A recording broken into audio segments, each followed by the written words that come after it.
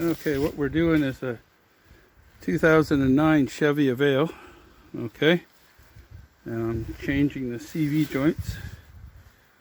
Okay, that's for the driver's side, the smaller one, and this is for this side. That's the one I just changed. I already changed the other one, and all you have to do is you take these two bolts off, you take your ball joint off, right?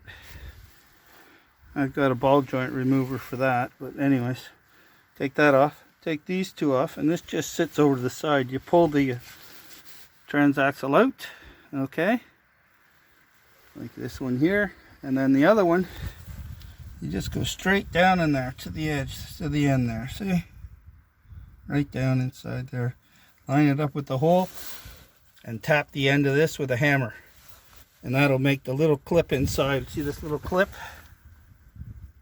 That'll make that little clip grab in there. Easy peasy. So when I put it back together, I'm just going to put these two bolts in, put that back, right, the ball joint, and I've got a new nut and washer for the outside that comes with this. I'll show you when I'm done though. Okay, so that's that. There we go. See you in a bit. JDS Flying Canuck. As you can see, we got this all installed there. Got our new nut on the front. Ball joints tightened up to spec. Struts are tightened up to spec where your brakes get mounted on. And this is all tightened up, and you got to remember to give it that little bend so it doesn't loosen up on the road, eh?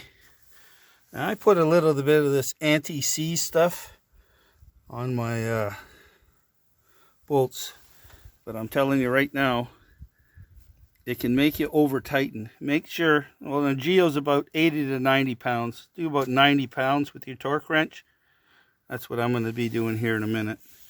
Okay, so 90 pounds. Don't go over that. You're going to warp your brakes. Okay, you don't want to warp your brakes. Well, there we go. All I have to do is put the wheel back on. There we go. And she's all done. Tickety-boo. I'm going to be doing these next in the spring. The inner and the outer. The outer tie rod's already been done right here. But I'm going to change them both again in the spring. The inner and the outer on both sides. Stay tuned for that. And I'm going to be doing the control arm. Right there. You can see the control arm on the bottom there. I have those two. And I'm going to change them. Again, this is a 2009 Chevy Aveo, and it's an LS model, 1.6 liter. There you go.